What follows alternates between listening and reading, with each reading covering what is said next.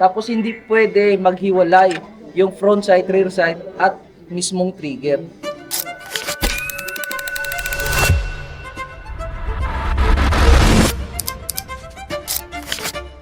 Hello po, ma'am and sir. Good morning sa inyo. Ako pala si Corporal Fernandez, galing sa Bacolod.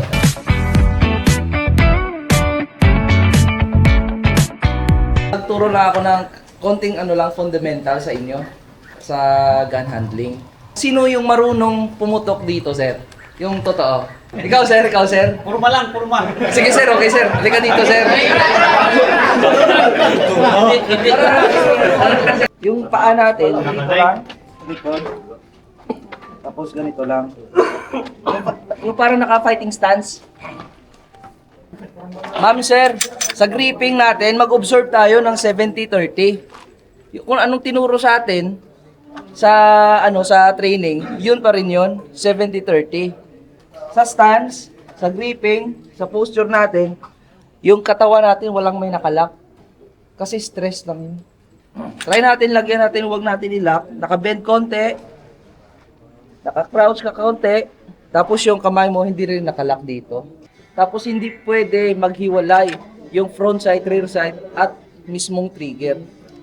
Kasi kahit anong align nyo ng front sight nyo, kung mali-mali naman yung pagkakapull nyo ng trigger, hindi pa rin yung tatama. Kasi kahit anong align nyo ng front sight at rear sight nyo sa target, hindi pa rin yung tatama.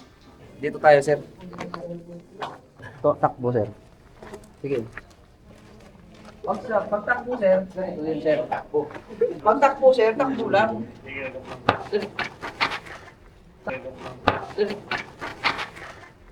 Yung willing talaga na gustong matuto, pwede lang kayong pumunta dito para maturuan ko kayo, para ma-impart ko rin yung yung natutunan ko rin sa shooting. Nag-start ako ng shooting 13 years old ako.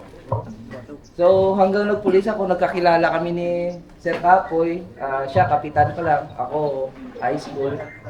So hanggang napadpad ako dito dahil sa shooting. Oh. Stand by!